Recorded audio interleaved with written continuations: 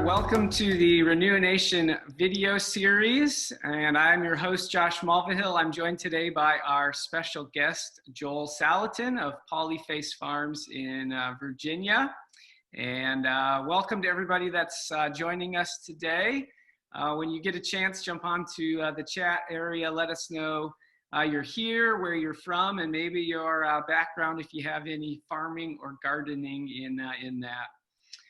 Joel, just a quick introduction for him. He calls himself a Christian, libertarian, environmentalist, and is known as one of the most famous farmers in America.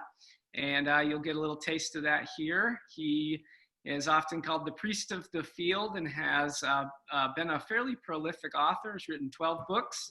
I've been working through one of his most recent ones, The Marvelous Pigness of Pigs. It's fantastic, and I highly recommend it to you. Joel has been the focus of some books, a New York Times bestseller, The Omnivore's Dilemma, as well as some documentaries such as Food Inc. They're very worth your time. So we're really excited to have Joel here. Just a quick introduction to RenewaNation for those that are new to us. We serve the church, the school, and the home, helping individuals see life through a biblical perspective and then align their life choices with the Bible. And so could think of nobody better than Joel to help us think through what does the Bible say about farming, or have to do with farming and food, and how we connect those areas of our life to the Bible. And many of us, like myself, who live more in the suburbs, we don't have a huge connection to how our food is grown and the impact that has on the environment and the economy and the long-term implications. And so Joel, we're glad you're here with us and excited to hear a little about from your perspective, as well as those that don't deal with the raising of food every day like many of us. So Joel, can you share a little bit, tell us about Polyface Farms, and kind of give us a little introduction to that world for those that don't know what it is that you do there? Sure. Well, we're in Virginia's Shenandoah Valley, and my parents moved here in 1961. So I was just 4 years old when we came to the farm. It was the most eroded, gullied rock pile in the whole region, so it was cheap. And that's one reason why we bought it, or why they bought it. And that's a first kind of big life lesson, is that, at that time it was arguably the armpit of the community. And today it's arguably the most verdant acreage in the community. That's not being prideful. That's just, a fact. And so the beauty is that life can heal. I mean, that's one of the big differences between mechanical and machines and biology, that they can heal. And boy, we're grateful that it can. So we started here. Mom was a school teacher, health and phys ed. Dad was an accountant. And we wanted to be here full time, but couldn't figure out how to make a salary and a mortgage at the same time. So Dad and Mom both worked out, took the off-farm income to pay the mortgage. Took about 10 years to pay that off. And by that time, I'm entering high school, and I really took an interest in the farm and wanted to be here, but I couldn't figure out how to do it either full time. So I had a love and a passion for writing, theater, communication, debate, all that sort of thing, communication. So after college, I worked at the local newspaper as a journalist, and but through high school, I raised chickens, and we got involved with a local curb market. It was the beginning. It was the Depression era precursor of today's farmers markets, and we always milked a cow. We raised pigs, and really cut my feet even at 10 years old. Direct marketing, becoming that that middleman, that notorious middleman, and the joy of being of actually having a brand, having real customers, and being a price maker instead of a price taker, and wearing the hats of the, you know, the processor, the distributor, the you know, the marketer, all those middlemen that make all the money. Well, if that's where the money is, I want to be one. And so Dad was, as again, he was an accountant and a genius. Of course, you know, it's one of these things where the older I get, the smarter he was. And and he realized that as a small farm, we couldn't compete at the commodity level. We had to get a higher margin. And one of the ways to do that was to direct market, to just directly to local customers. So that's what we did. And so after college, when I came back, I worked at the newspaper and stayed at the farm. And Teresa and I got married. We lived in the attic of the house. And in just a couple of years, even though we weren't making big money, by raising all of our food, milking our cow, cutting our firewood, driving a $50 car, Dave Ramsey would have been proud. We were able to save in about 18 months to 2 years. We were able to save enough that we could live on it for 1 year. And when we did that, I handed in my 2-week notice at the newspaper. I'm coming home. We fully expected not to make it. We thought we wouldn't make it. But what we thought was that if we could be here full time for a year, we'd be so much closer to where we wanted to be that if I had to go wash dishes somewhere or push concrete or be a reporter again, fine. But the total time away could be less because we could be here full time. And as it turned out, we never looked back. It was tight. It was really tight, but we made it. And now the farm employs, there's about 20 of us full time. We supply about 50 restaurants, 4,000 families, and run a full-blown stewardship apprenticeship program, lots of education. And what happened was we became successful as a young couple without money. We didn't have, you know, foreign bank accounts. Our family was not wealthy.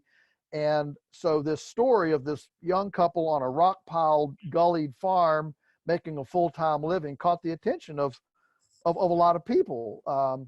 And how do you do this? And so, you know, within 4 or 5 years, once we got over that hump and said, yeah, we're going to make it, the interest in our model was pretty dramatic, and has fueled now literally a worldwide footprint outreach now in you know, duplication around the world.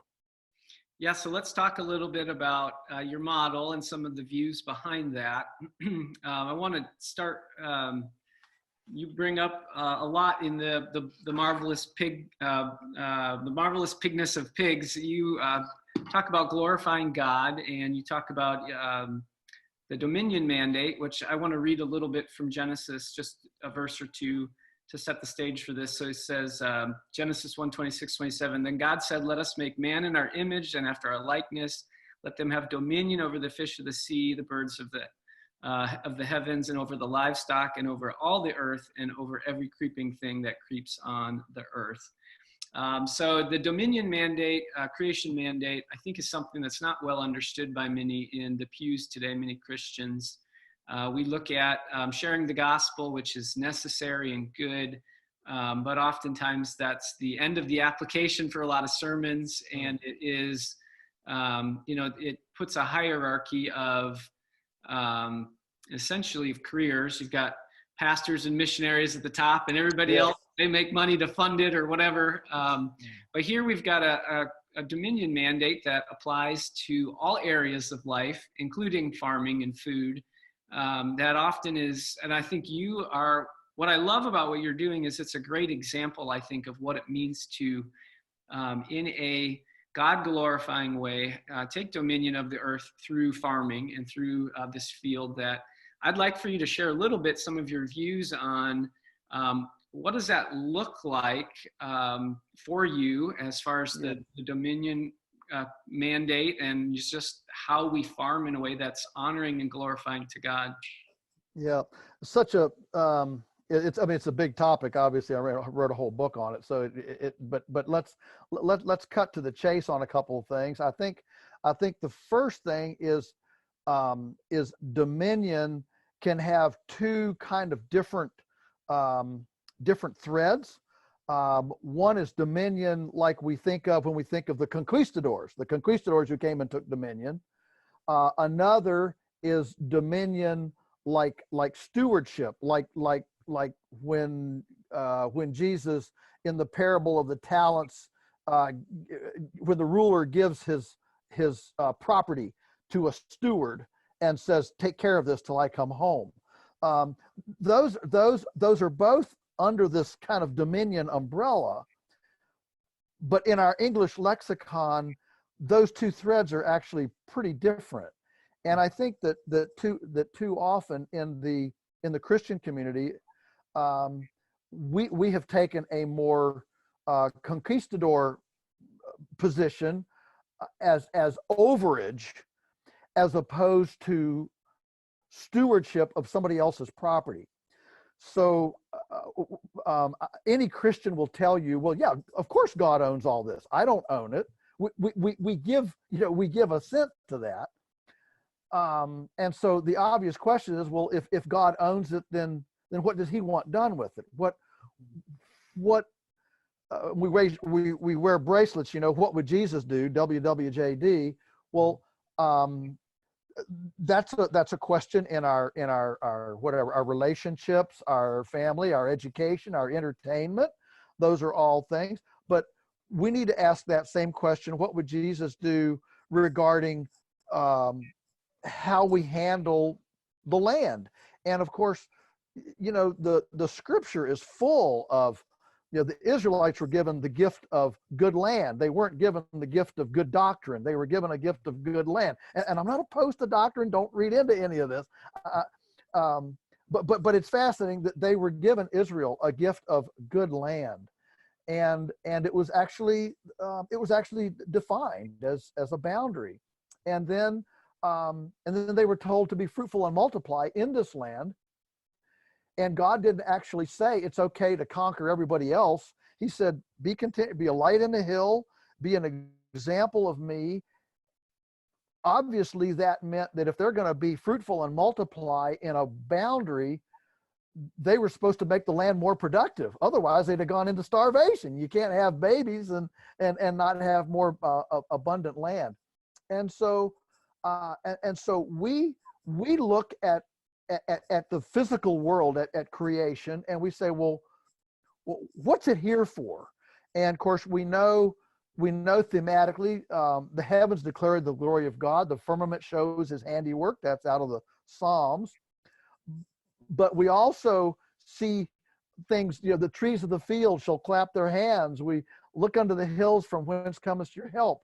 We pant after his word like a deer pants after water. I mean, the scripture is just alive with physical object lessons of spiritual truth. And so our bottom line here is, okay, so we don't own this. God owns it. We're stewards of this piece of creation. And what it's here for is to illustrate, like an object lesson, to physically illustrate spiritual truth. So what we want is, when a visitor comes to visit the farm, we want them to come, enjoy it, and when they leave, we want the husband and wife to look at each other and say, oh, that's what forgiveness looks like. Mm-hmm. Oh, that's what healing looks like. Oh, that's what mercy looks like. Are you and so this that's why the title of the book, The Marvelous Pigness of Pigs, is not a book about pigs. It's a book that asks, does the pigness of pigs matter? Because in the conquistador dominion tradition,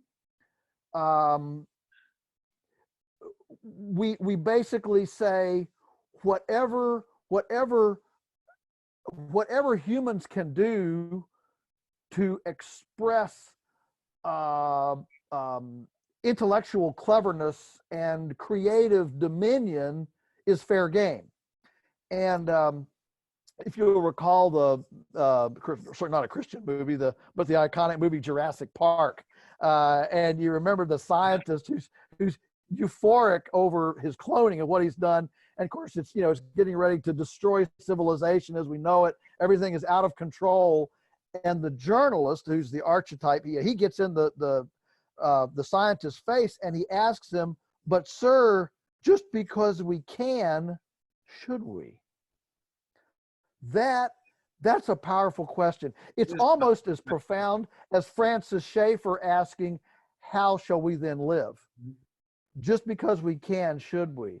And so we ask every day here, what would Jesus do? If I'm his intellect, his hands, his feet,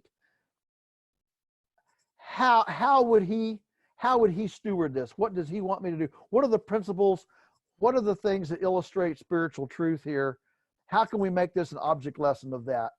And that's the question we ask. So that when we sit down in the pew, what we assent in the pew aligns with what is on our menu. Mm-hmm. So when we stay at the pew, we say the golden rule, do unto others as you would have them do unto you. And we sit down and we eat, for example, food that doesn't care if it stinks up the neighborhood or pollutes the river or causes antibiotic resistance in the population or virulent, extra virulent antibiotic resistant bugs. That's not doing unto my neighbor the way I'd want them to do unto me. That's why this alignment is critical. And so too often we as Christians, we as Western Christians, especially in our Greco-Roman Western reductionist compartmentalized thinking, it's hard for us to think Eastern, and Judaism is Eastern. We know the trees of the field don't clap their hands, but this is poetic license when you appreciate that there is no division between secular and sacred. That to God everything is sacred. There's not, well, God doesn't care about that over there. That's just secular. Those are just value judgments we make. No, my Bible says he cares about the sparrow that falls and the hairs of our head are numbered. And if he cares about the sparrow that falls, he probably cares about how I feed the cow or how I handle this acre out here.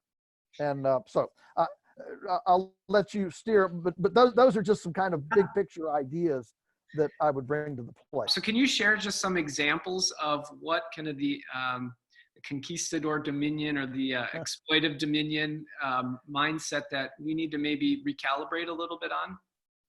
Sure.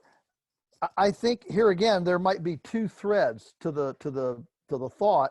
One is what are the principles or the templates that God laid down in creation to work? In other words, and this would be the ecologist friend.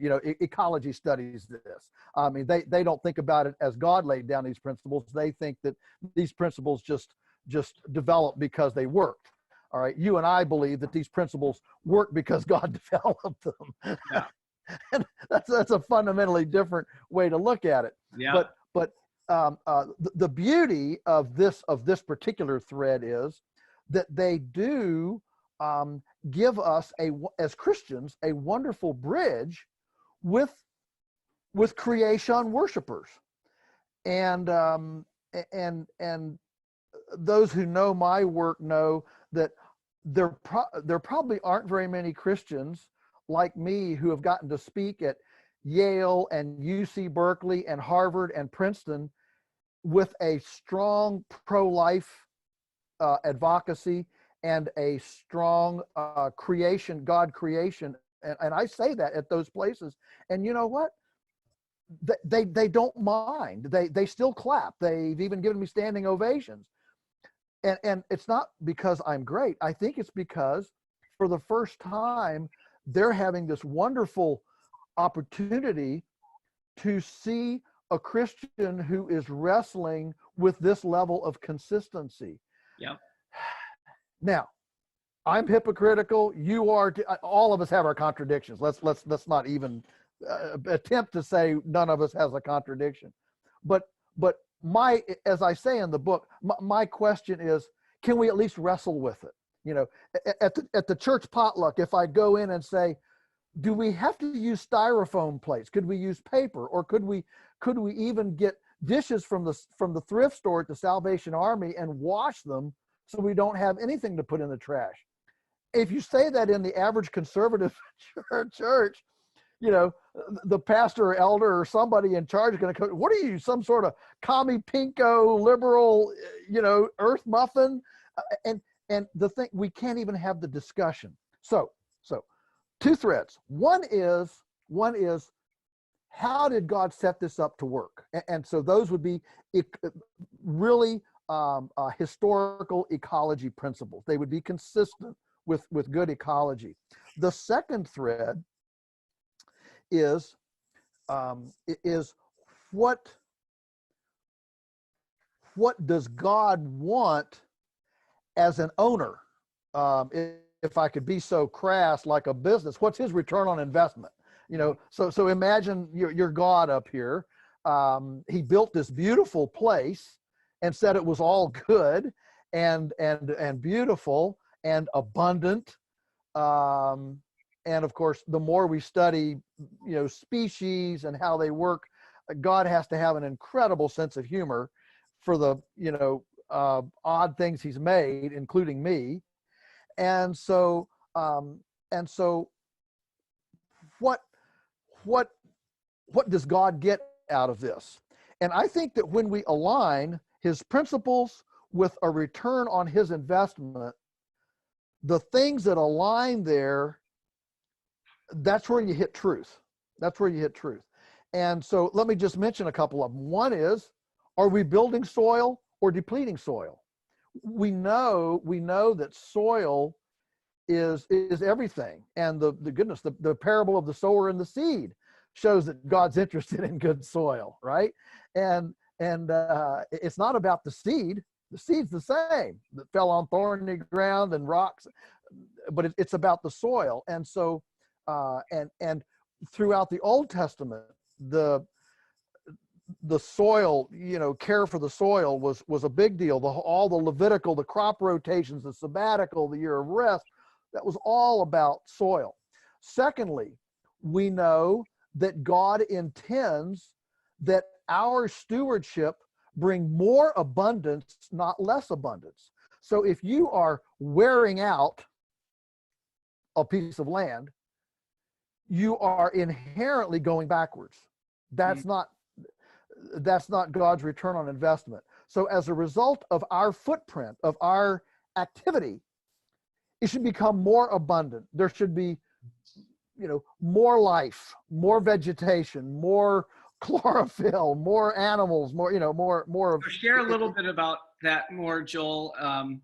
Just about how soil gets exploited versus how soil gets built versus, you know, what's put into it versus more taken out of it. Can you share some of, I don't know if that's getting into technicality, but I think that's helpful for people just to see some specifics. Right. I think so too. So when you look at basic soil development principles, there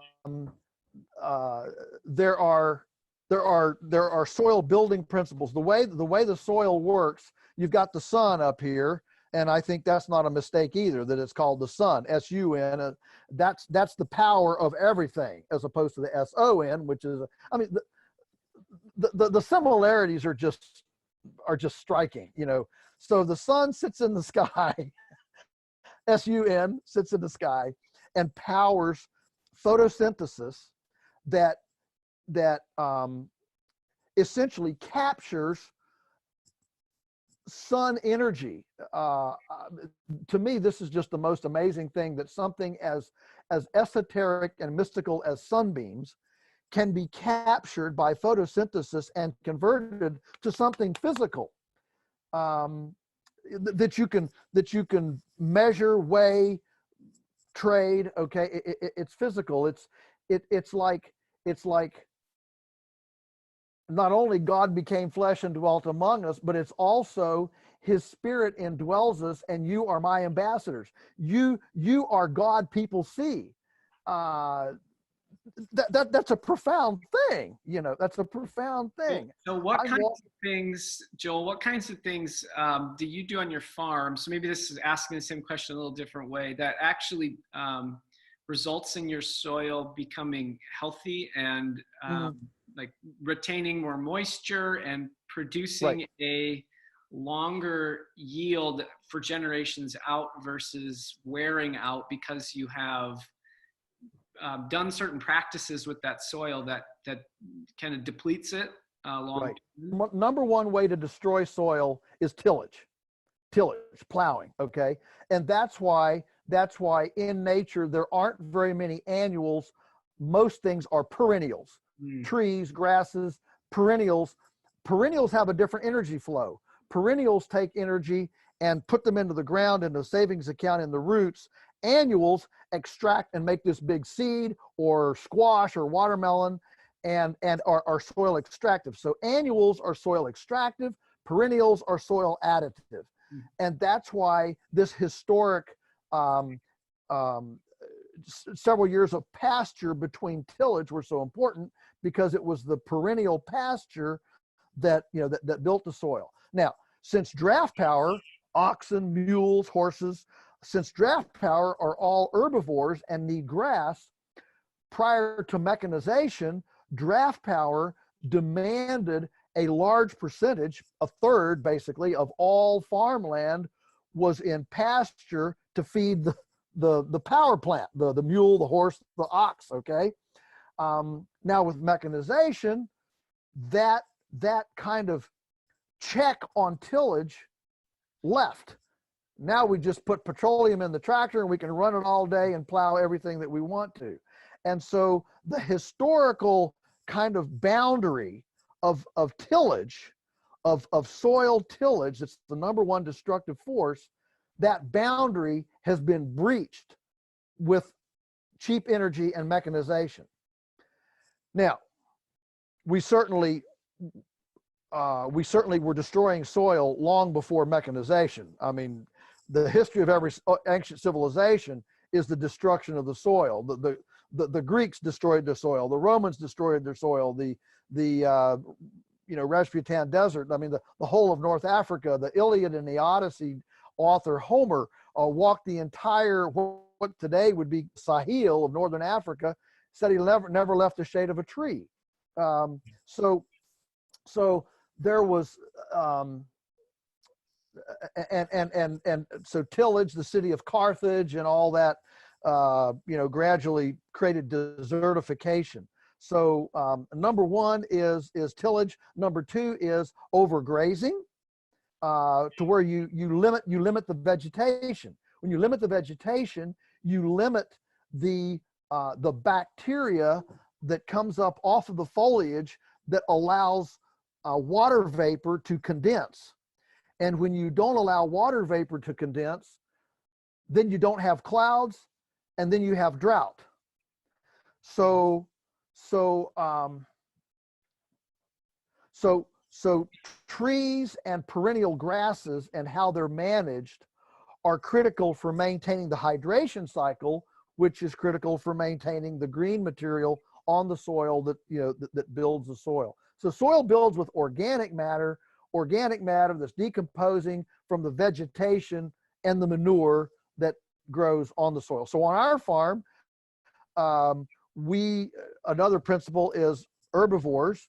And so we move the cows every day to a new paddock, which allows the forage, the grasses, to grow long, and go through what we call their teenage growth spurt before we prune them again. So pruning is good, but you can't prune every day. And so using electric fence, I mean, back in biblical days, it was, shepherds and nomads move the stock around. Today we use electric fence, and we can move them around in this tight, intensive managed control, so that we're actually managing and monitoring when the animal prunes the forage. So they're not just pruning whenever they feel like it, they're pruning when we know it's the opportune time to prune, to stimulate additional production. And then the other thing we do is we do a lot of composting.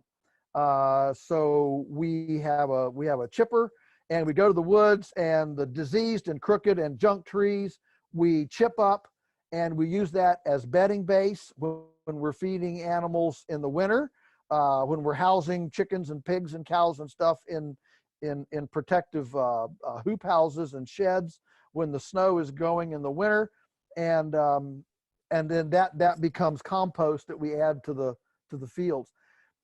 Multi-speciation is a big deal. Nature never does monocropping, monospeciation. So one of the best ways to build soil is to run different kinds of plants and different kinds of animals across it. Simple corn bean, or cotton or whatever, sugar cane, a simple single crop is probably next to tillage is the most extractive soil destructive way. And so when we go to the supermarket, when we're looking for stuff, we're looking for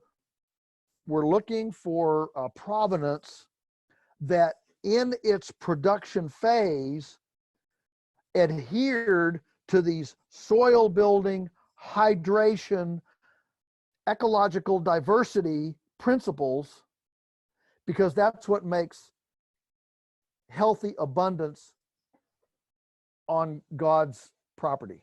That's fantastic. So that the methods of farming matter, but let's connect this to the everyday person watching. So some of us may end up growing some of our food in little gardens, or hobby farmers. Maybe that's what we do for our life. But all of us eat 3 meals a day, and so if we're not growing our food, we're buying our food. And so talk about, is there a moral dimension to what we're purchasing in a drive-through or at the supermarket? What kinds of things would align well with a stewardship mentality of caring for God's creation versus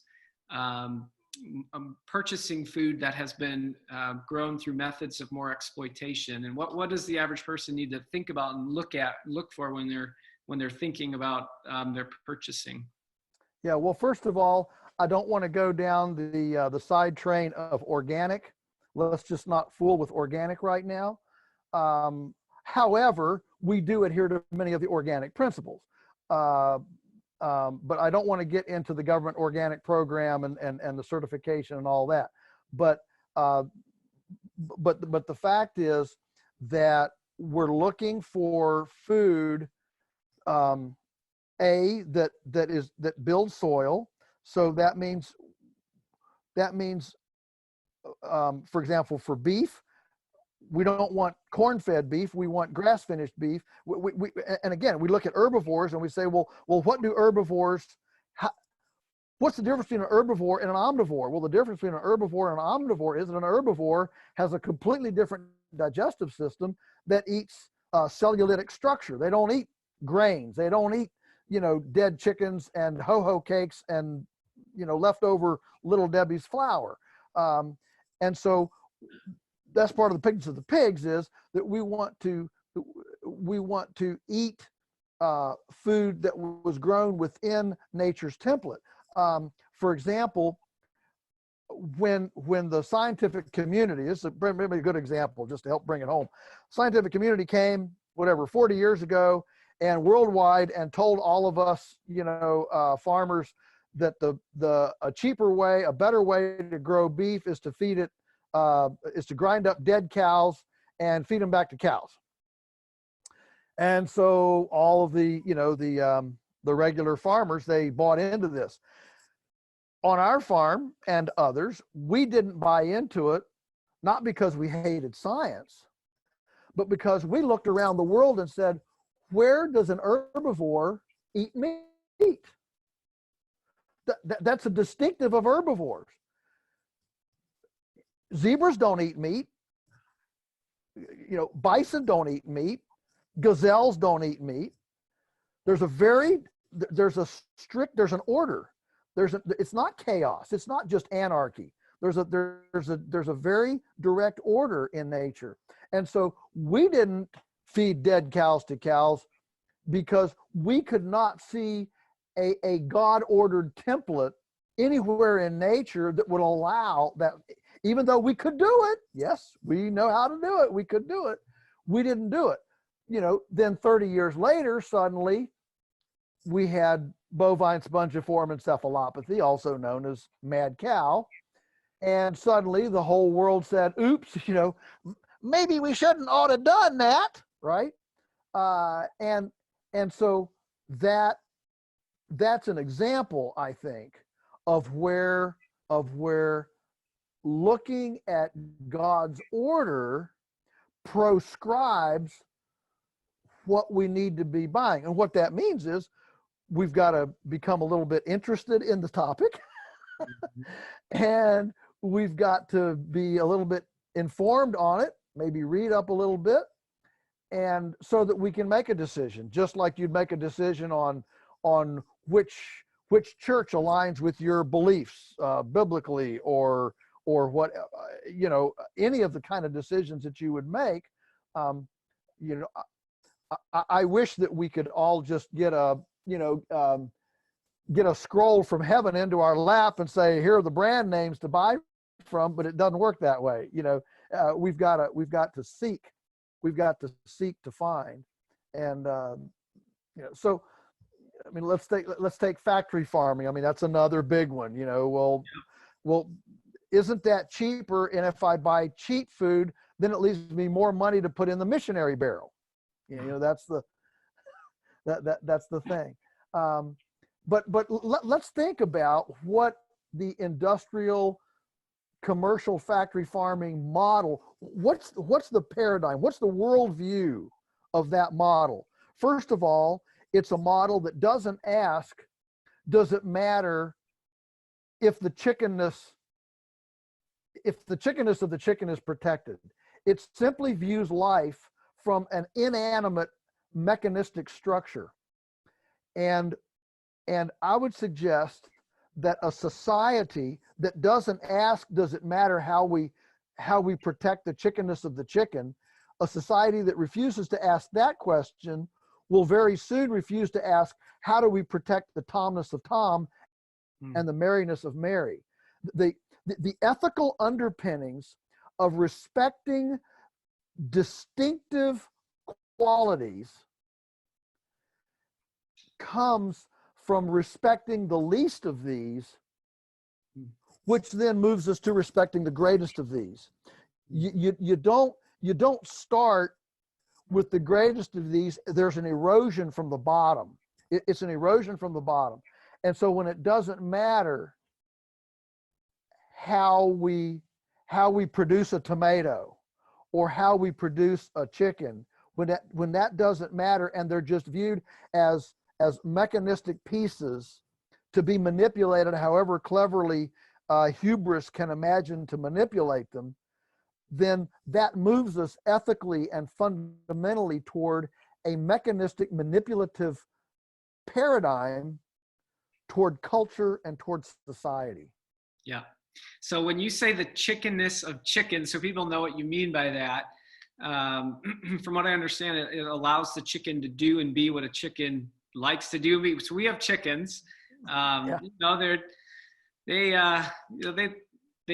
graze, they walk around and peck, and we allow ours to free range as much as possible. But so to not give honor to the chickenness of the chicken would be to combine them in small spaces, to cut their beaks off, so they don't peck each other, which chickens they do, obviously, to remove maybe you could speak to that a little bit more. What is the the reason the industry cuts their beaks off is because the living conditions are so stressful that the chickens, which are omnivores, they become bored and stressed, and they pick on each other.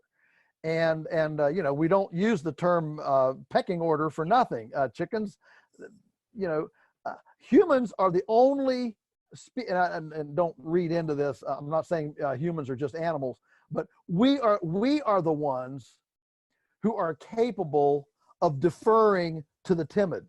I've never seen a chicken or a pig or a great big cow tell a timid, smaller one, you know, I know this is nice fresh feed in this feeder, but I'll step aside and let you have first dibs. And when you've eaten all you want, because you're kind of smaller, I'll come in and eat. No. That doesn't happen with animals. All right. And so chickens, because in these confinement houses, they're raised with nothing to do, and in a high stress situation, they pick on each other. And so if you have a situation where the only way to keep them alive is to cut off their beak, you know, inherently that is a life stressing situation model. The same reason they cut off pigtails in the confinement pig houses. And so, you know, so imagine in these battery cage, you know, layer farms with eggs, you know, you've got 9 chickens in a 16-inch by 22-inch cage. They live in there all their life in this tiny, they can't even stand up. They can't stretch their neck. They can't move and now I'm sounding like a complete, you know, greeny weeny animal welfarist, but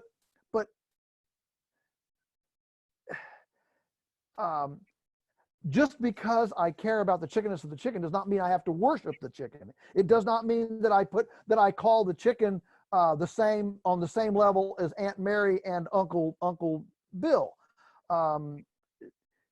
There's a balance here. There's a balance, and it's interestingly that in the Bible, there's a lot of animals. I mean, from Balaam's ass to Solomon's horse to, you know, there's a lot of animals in Scripture. And not a single one of them is named.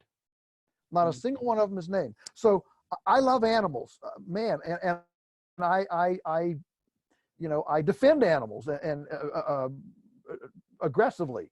But let's not make my dog, my child, and my cat my aunt. And no, it's a different. That's where dominion comes in. That's where we have been given this dominion. But again, not to exploit, but to be the most purposeful caretakers. That's great. That's fantastic. So some of us maybe need to be rethinking not only our perspective on the farming practices that are probably most common in the United States, but also what that leads to from our food purchases and what we're eating each day. And obviously we vote with our checkbook, and the food that we buy encourages the practices that raise it. And so for those that are new to this, I just want to encourage you, maybe Joel has sparked some interest, and encourage you to look into some of the other things he has said and written. Lots of great stuff out there. And Joel, we have kept you long enough from, I'm sure, the animals that need some attention back in your world. But thank you so much for sharing the insight that God has given you into just the natural world, as well as love for animals. So thank you so much. It really does come down to where, as Francis Schaeffer would ask, you know, how should we then live? Is what we assent in our intellect, in our spiritual intellect, does it really have feet to it? Mm-hmm. Or do we just say, well, we're gonna deal in spiritual fluff, and we're gonna eat like, live like, invest like, recreate like, and educate like, and medicate like the world? So maybe we'll end by Powerful saying that God does care how we farm, and there Yes. is a moral dimension to food, and that is good for us to be thinking about and pleasing to the Lord to be living out in alignment with this word. Yes. So thank you again, Joel. This was fantastic.